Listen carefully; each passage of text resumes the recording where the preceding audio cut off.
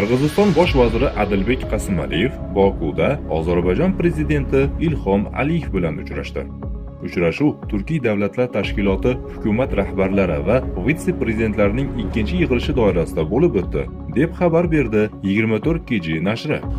Ushbu tadbirlarda Ozarbayjon, Qozog'iston, Qirg'iziston, O'zbekiston va Shimoliy Kipr hukumat rahbarlari, Turkiya bosh vaziri o'rinbosari, Turkmaniston bosh vaziri o'rinbosari va Turkiy davlatlar tashkilotining bosh kotibi ishtirok etdilar.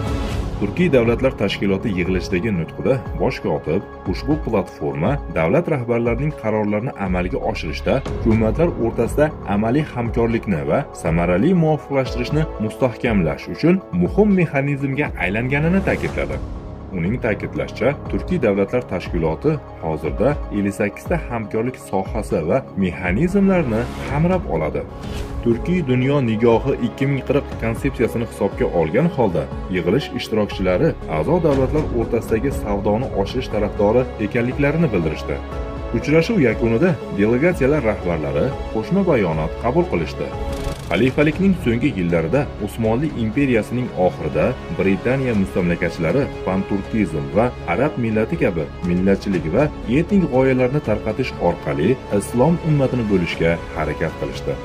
Boshqa omillar bilan birgalikda bu xalifalik va islom ummatini parchalashiga olib keldi. Bugungi kunda Amerika xalifalikning qaytishiga yo'l qo'ymaslik maqsadida Britaniya yo'lidan bormoqda. Turkiy davlatlar tashkiloti johiliyat davridagi qabilaviy aloqalarga e'tibor qaratyapti. Tashkilot tomonidan taklif qilingan aloqa Turkiy davlatlar tashkiloti mamlakatlarni birlashtiruvchi asosiy komponent sifatida panturkizmga tayanadi. Musulmonlar, sunniy va shia, arablar, forslar va turklar o'rtasidagi bo'linishlarni chetga surib qo'yishlar kerak.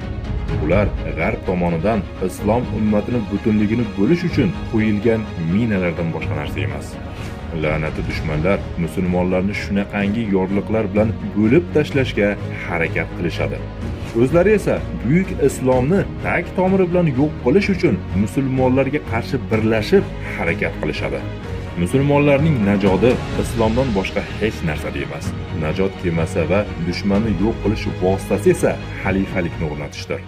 Ummatni va butun insoniyatni g'arb sivilizatsiyasi olovidan qutqarish uchun Alloh taoloning qonunlarini yer yuzida oliy qilishdir.